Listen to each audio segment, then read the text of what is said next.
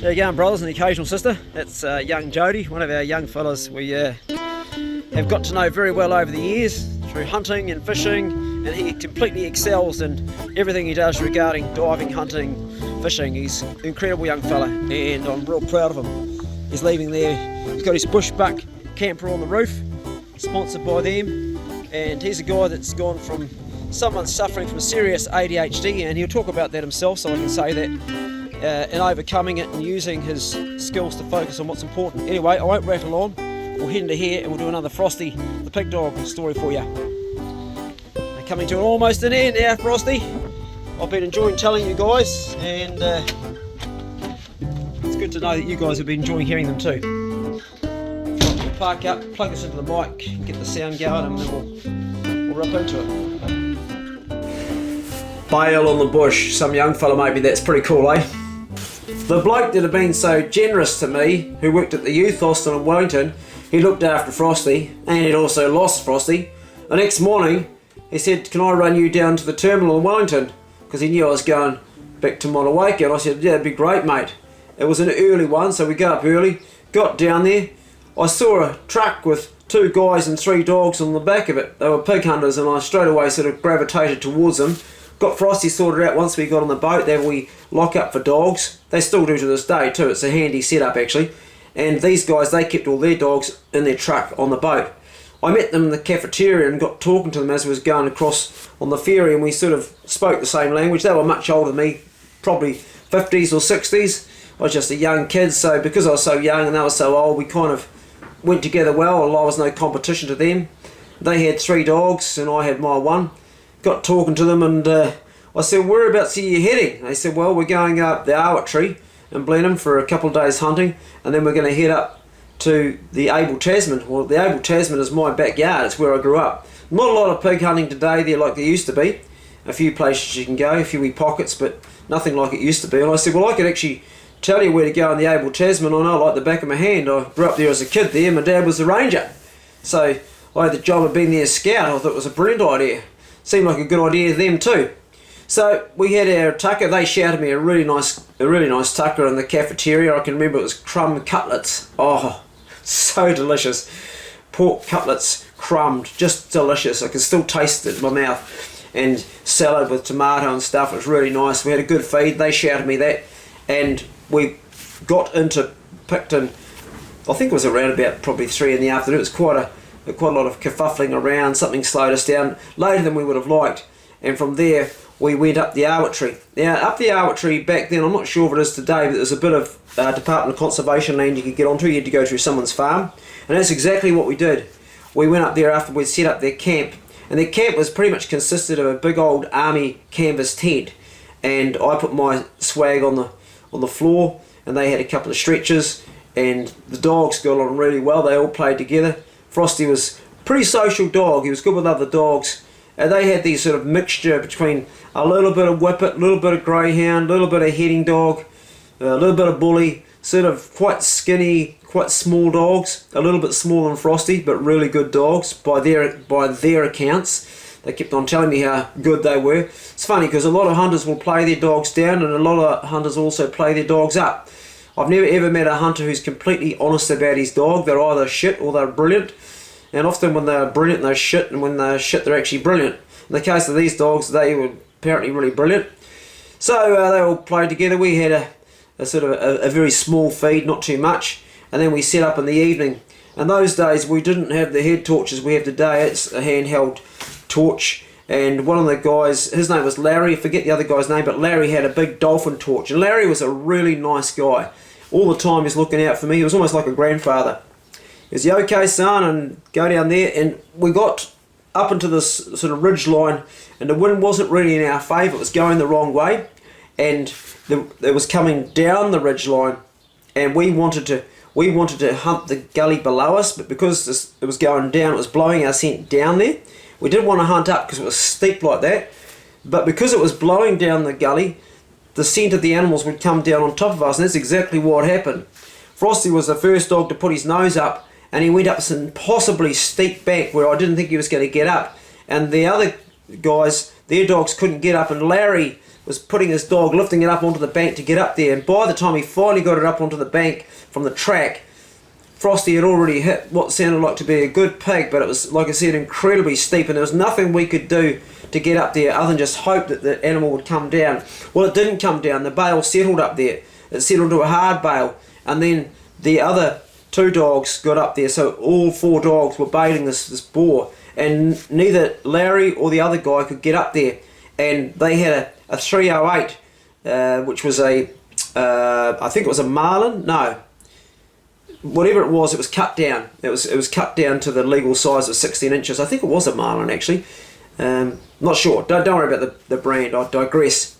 And they couldn't get up there, and I said, give me the gun and I'll see if I can get up there. Now, I've never in my life shot a pig at the bale. To this day, I've shot pigs that are charging me, but I've never shot a pig at the bale, and I didn't quite know what to do. And they were saying, oh, be careful you don't shoot a dog, and it's dark now and I've got a torch. So I put the 308 on my back, and I climb up this impossibly steep place, and it's quite a climb to get up there. And I'm going up this here, and there's a real hard bale settle in, and as I'm getting up closer, I could just about see what's going on, and the bloody wind, there were little eddies of wind going round, and the pig must have smelt me coming up.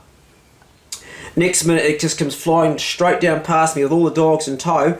I've got the gun, and it ends up down on the track below with another bale up, but I'm up the top with the bloody 308, and those guys are down there, and they're doing a merry dance around. I can't see what's going on. They're only related to what happened to me next. So all 4 dogs were down the track. I was up the top with the 308, and I was now making my way down as quickly as I can in the dark. And these three guys are doing a big merry dance, and in it, Larry got ripped right up the inside of his leg, up at his knee, got ripped right up here by the pig, up to his groin. It opened him right up just like a gutted fish, and he was in trouble because you got a femoral artery there. Luckily he hadn't got the femoral artery, but he was hurting. They didn't have any gun at all, and the bloody pig bolted, and he had to go back because he was so badly injured. And the other bloke was like waiting for me. I got down and he said, we're going to have to go back to the truck. We've got to get Larry to hospital. He's got like a really bad cut. So that was the order of the day. We didn't get the dogs back to camp and back to Blenheim, and he went to the emergency place, and they stitched him up, and he got 19 stitches internally in his muscle. They did 19 internal stitches in there, that's what it was, and I don't know how many external, and he was in there like for 3 days because they took after an infection and that. So while he was in hospital, I was staying with the other guy, and I can't remember his bloody name, but I'd go and see Larry in hospital, and he was lucky because infection could have easily set in. It was a messy cut, big scar.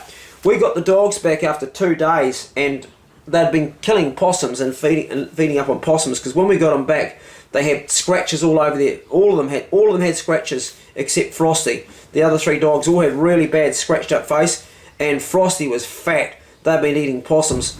Got him back, and the guy that was supposed to carry on with the hunting trip, Larry, he couldn't. He was just like, and he was in bits. His leg was stiff and sore. They were supposed to carry on. So I parted company with those guys, and I hitched from Blenheim to Motueka. When I got to Motueka, it was a bit of a anticlimax. I was sort of expecting people to say, hey, how you going, man? You're back, and good to see you. And I rocked up to River Road, and the 3 women that worked for my mate Mel were all there, all stoned. They just looked up and was like, oh, hello. And it was like, oh yeah, well, that was a crap greeting. Then I ran around and see my mate Tish, and he was so stoned. He was like, oh, g'day, mate. And nobody seemed to be interested in how it was. Went and saw my mate Barry, and he was pretty much just having trouble with his wife and kids, and it just wasn't really, there was nothing particularly. All my mates were like tied up with something, or half of them were gone, and so I just thought, fuck it, I'm going to go back down to the river with Frosty. So that's exactly what I did. I got a few supplies from town. I went down to the river. I took my tarp out, put it back up on the roof of the hut that I built. The fireplace had broken because the clay had got rained on and it had fallen to bits, so I fixed that up and cooked up a little bit of a feed that night, and it absolutely bucketed down. It was winter that night, and it bucketed down, and my hut was dry on the inside. I was sitting in there, and for the next 3 days it bucketed down. We were just like basically stuck in the hut, and Frosty and I were living off chicken, because you still can. I bought a cooked chicken, which was one of my favourite things to buy. I bought a cooked chicken, and I had a few tins of baked beans, and after day 3 we run out of food, so we come out in the rain and we went to Motuwaka. When I went to Motuwaka, the local cop, gardener, who was a guy that I used to nick his cream. My first trip there, I used to nick the cream off this milk. I used to go. He's a guy that gave me my first hiding from a cop. I've told you guys that story. For those, I think most of you will know that story from other stories. But I used to go to his cream bottles, and I used to poke a straw through the top and suck the milk out. So he thought the birds were doing it, but I was doing it anyway. When I got back into Motuwaka, I was hungry, and I saw the local cop, and he knew who I was. And by this stage here, we sort of had a mutual agreement just to keep away from each other. And he looked at me and comes on over on the street, like walks on over, and I thought, oh, here we go. And he goes, "You're back?" And I said, "Yeah." And he said, "How are you?" And I said, "All right." And he said, "What have you been doing?" And I told him, and I thought, jeez, out of all the people the least person I expected to get a warm reception was Gardner the cop, and he was genuinely concerned about me and how I was doing. The same guy that had given me a hiding. That was it the year before. And the hiding he gave me was completely warranted. I mean, I called him a pig. I was sleeping on a park bench with my mate Willie, and I heard the truck coming, and I shouted out, are you a pig?" And he goes, "What?" I said, "I could smell you coming down the road." And he wrapped his torch around my head, and that was my first introduction to good manners and having good manners, and showing our police the respect that they deserve. So anyway, he gave me a really warm welcome. Compared to everybody else, he seemed the most keen to see me, and he said, "Well, keep your nose clean while you're out here and don't steal anybody's vegetables," because he knew that I'd been nicking a few veggies out of gardens to survive the first year I was there. And I said, "Oh, I've got money now, Mr. Gardener, I've got plenty of money, I've been working." And he says, "Good, keep your nose clean." And I did keep my nose clean for the best part. When the weather cleared, Frosty and I, we went up to Holyoke Clearing to try and see if we could catch something, and that was a complete non-event. But I did meet a couple of German guys up there, and they did plant a seed in my head. They told me about their country, Germany, and they told me about how people love music, and I was playing my harmonica at the hut around the fire that night, and they were saying to me, "It's a country you should go and visit one day. You'll be amazed at how you'll be accepted by people there. They'll love you." And years later I did just that. So whilst I didn't catch a pig, it did plant a seed for something which I followed up, and they were really, really lovely people. German people on the whole are very lovely people. They seem a bit sort of boring to begin with, and I don't know how you describe it. They don't have a lot of passion. "Hello, how are you?" "Yeah, I'm good, mate." "Where are you going today?" "No, I'm just going up here." "I think it's a good place to go, huh?" "Yeah, no, it's a good place to go, mate." "Oh, what is your dog's name?" "Oh, that's Frosty." "He's a lovely dog." "Yeah, he's a pig dog." "What is a pig dog?" "Well, it's a dog you can catch a pig with." "How do you do this?" "Well, the dog chases after the pig, you try and keep up with the dog, eventually it catches the pig and either bails it up or holds its ear." "Well, is that what happens?" "Well, then if it's got its ear, you try and grab a leg and you try and get a knife into that pig." "Oh, that sounds very brutal." "It is very brutal, mate. It's a bit like, in the war, they used to stick bayonets on the front of the rifles and used to stab the people, same sort of thing, except doing with a pig." "We don't talk about the war." "Yeah, okay, I won't talk about the war." Anyway, the Germans are a pretty cool bunch of people. I got a lot of time for them. I spent 13 years in Germany. I travelled from pretty much one end to the other. Funny thing is, I never ever played in Berlin. I played everywhere else except Berlin. Germany's about the same land space as New Zealand, but it's got a population of 87 million. Well, it did when I was playing there in the 90s. I think it's a bit more than that there now. Yeah, brilliant people, brilliant place. Anyway, I digress. So, come down off the hill, pretty much a non-event.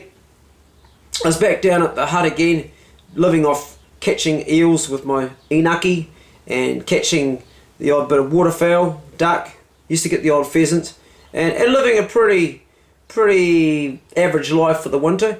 It wasn't so romantic as it sounds. The nights were cold and lonely quite often, and I often missed people, and a lot of nights went by where I'd say I was actually probably quite depressed, quite down, because I just was cut off from everybody. I kind of felt like I didn't know where my home was anymore.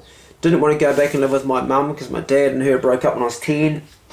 My sister was, don't know where she was, gone. My brother was, God knows where Tristan was, and I was quite alienated and didn't know quite where I belonged in the world.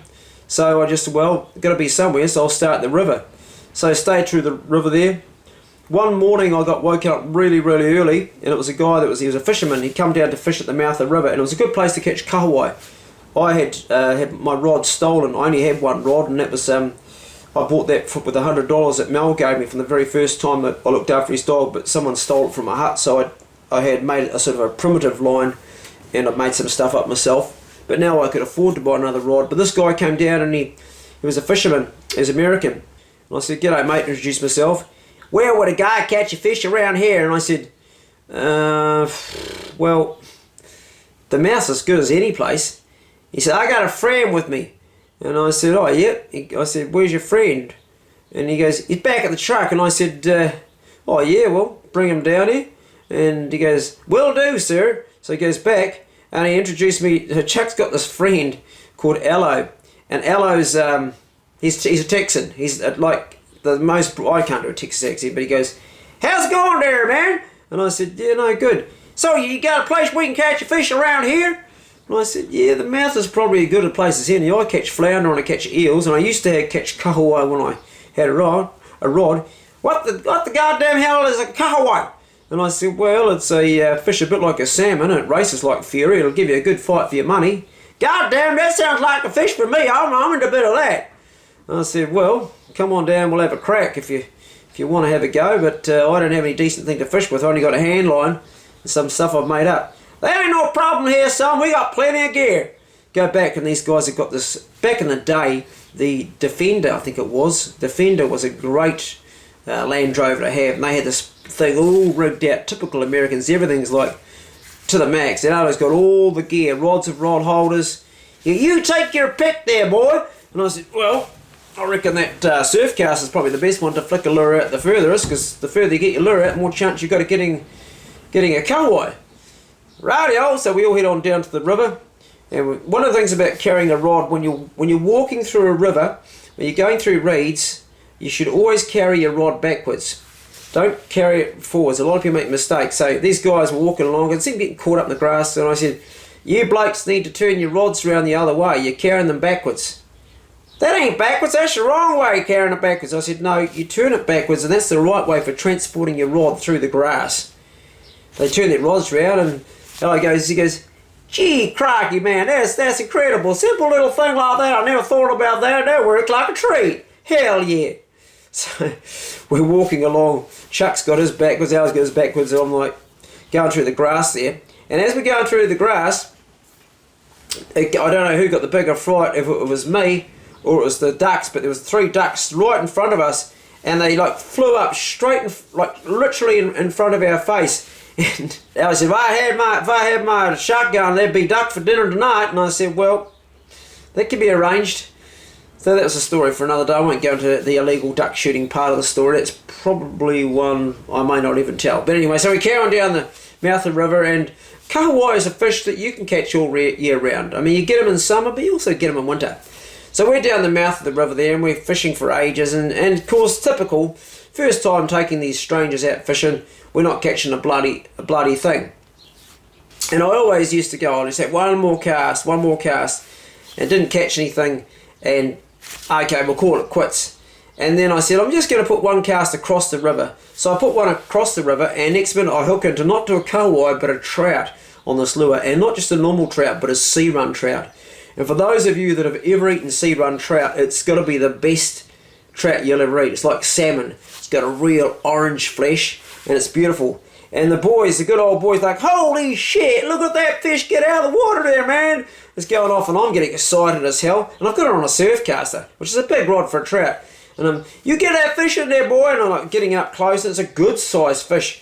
And they get their landing net out, and they wade out in the water and get the thing in the landing net, and it's a good 7 or 8 pound fish, like a good sized fish. So we're like stoked. Get back to my camp, and we put the thing in the smoker that I built, and we sit round and we have it's actually semi-hot, semi-cold, the way my smoker worked, and cook those boys smoked fish, which tastes like smoked salmon, although it was trout. And that is the thing, sea run trout is got a very red flesh. Well, those guys were really generous to me. They left when they finally did, and they gave me a fishing rod, and that just that set me up from going from the end of winter into spring for fishing at the river. A really good, it was a small trout rod, and I caught everything on it, everything you could imagine, including trout. It was a great helpful gift, and for someone that lived off what mostly caught and fished, it was a treasured gift. Anyway, today's story is there's only really one Frosty left, and it's a bit of a banger, the last one, so look forward to it. I think that'll be number 14. I think this is number 13 you're watching now.